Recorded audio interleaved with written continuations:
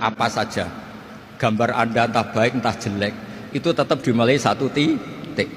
Nah, satu titik ini disebut nuktotil wujud, asal usul wujud.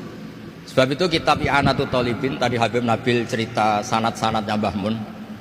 Sebetulnya kalau boleh angkuh, yang berhak cerita itu saya, karena kitabnya milik saya. Tapi beliau tak kasih terus cerita, ya alhamdulillah. Ada penyambungnya gitu. Nanti tak kasih lagi beliau. Ya memang yang paling berat beliau karena turunannya itu.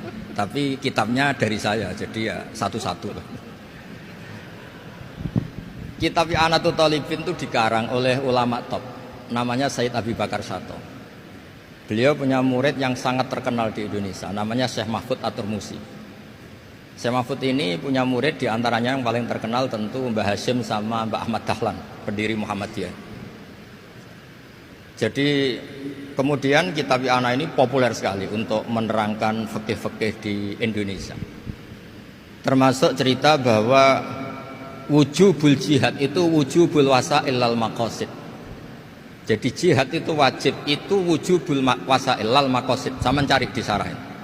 Sekiranya dakwah itu bisa tidak dengan jihad, dengan pengajian kayak Majelis Rasulullah, kayak Majelis Nurul Mustafa, kayak kiai kampung, itu sudah cukup karena sudah isolul maksud, orang sudah menjadi kenal Allah Subhanahu wa taala.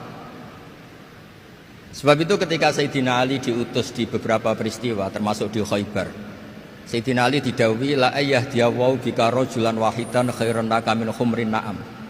Ada satu saja yang Islam karena kamu itu lebih baik daripada kemenangan.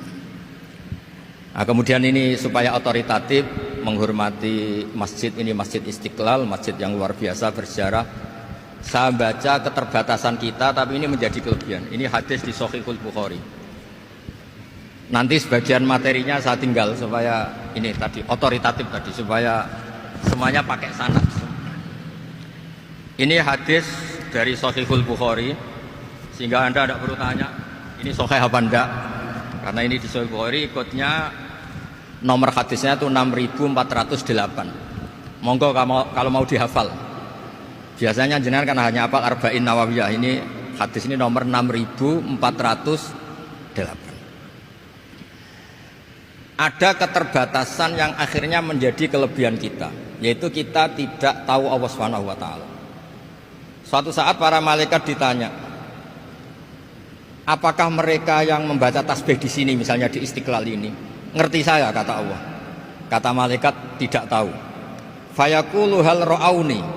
Qal fayaqulu la wallah ma ra'auka. Qal fayaqulu kaifa